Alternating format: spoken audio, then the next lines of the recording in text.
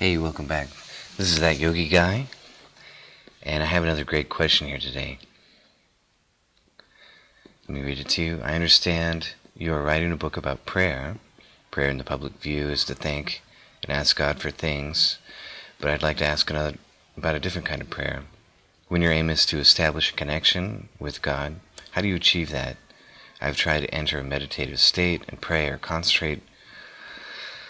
Do you have any pearls of wisdom? I want to establish connectedness and feel God's mercy as I am praying. Well, that's fantastic. So let's go through some principles that can help you, and a lot of these principles have to do with your attitude and your awareness. So let me lay these out a bit, and hopefully they'll help you out. So the first principle is to understand that which you seek is closer than you can possibly imagine. That you're seeking an experience inside your central nervous system. And that experience is always waiting there for you. It's in you. It is you. It is the deeper form of you, the greater you, beyond the little ego. Okay, so that's the first principle. It's very, very, very close.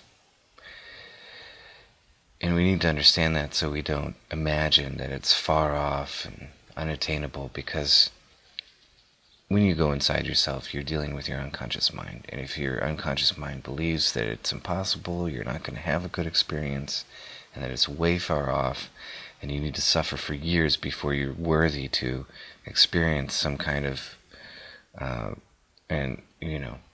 some kind of experience inside of yourself, that's going to affect everything that you do in your meditation, because you're dealing with your own mind.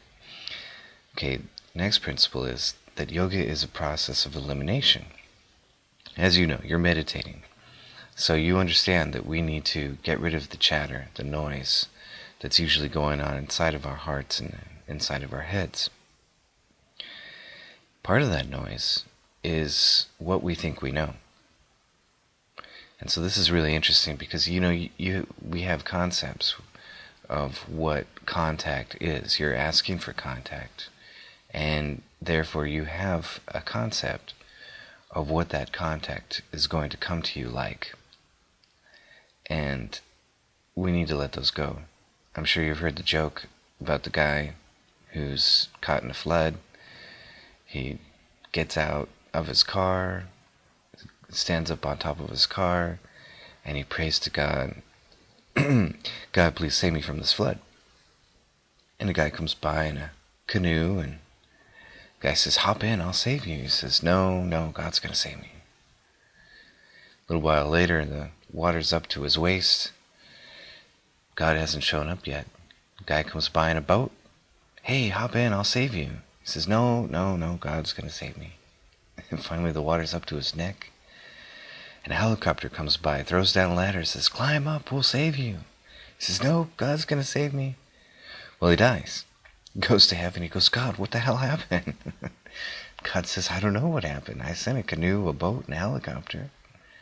So the form of your response isn't always going to look like what you think it's going to look like. Even inside yourself, this is a funny joke about your daily life, right? Looking for spiritual response in unexpected ways. But even in your own meditations, the way that you think it may come to you is probably too gross of a concept. And that's I'm just saying that because that's usually what happens. And this is what I realized with myself, and then started to notice in other yogis, is that I had this concept which was much more gross. I wanted something that was going to be in my face, that was going to basically slap me across the face and let me know that I just had an experience. And that's a problem, because experience usually comes to you like a whisper. Not always, but a lot of times it comes like a thief in the night. And so we have to be listening for that. Okay, so those are some principles, and of course the principle of becoming quiet. We meditate, we become quiet, we quiet down our minds, we quiet down our hearts, we relax. And once we're in that place, once we're finished with our pranayama technique, we've gone as deep as we possibly can, and we're feeling a little bit quiet, we can enjoy that quiet. And that's also a good time to ask a question. Ask, if you have a burning question, ask it. If you have a request for, you want to feel something, ask for that. That's a good time. And then after you ask for it with your heart. Ask for it with energy. That's another principle. I'll come back to that. So after you ask for it, then be a good listener and really listen and just be open to whatever comes. And usually the answer is already there. If you asked a good question, a simple question, and you asked it with some passion, or if you asked it and you were very quiet, and you're a good listener, then the answer, in some form, should come very quickly. The beginning of an answer, it may not be the full answer, but you should feel a little bit of energy move within a very short period of time. Because, like I said, first principle, it's closer than you possibly know. Therefore, when you ask correctly, the answer comes very, very quickly. So we want to try it out and set up the correct or the best possible conditions so that we can get that answer.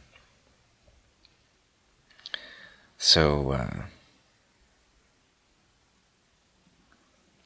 like I said, listening for your higher self is like listening for a thief in the night. Try and feel for something subtle moving inside of you.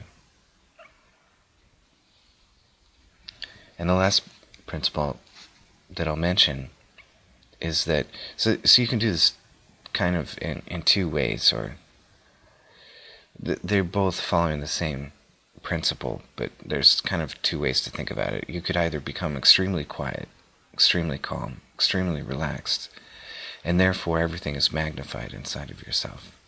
And you may ask a question, and because you're very quiet, you may get an answer.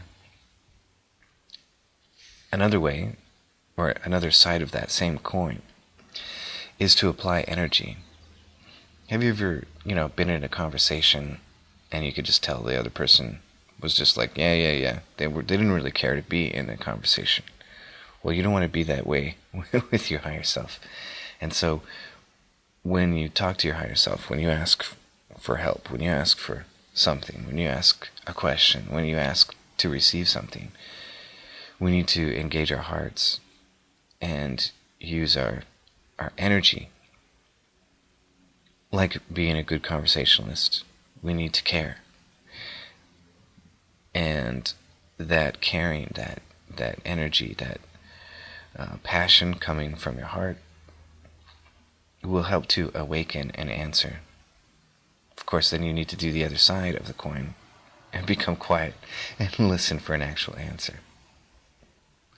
So there's some principles, like my kind reader mentioned. I am writing a book, and I would like to break down all of the pieces that make up prayer and how they fit together, so that you really become a mechanic of your own prayer. But I can't do it in an audio. It's too much. So I am working on it, and I look forward to putting it out there and sharing what I know. Thanks again for your questions. I love them, and please send me more. All right? You guys take care.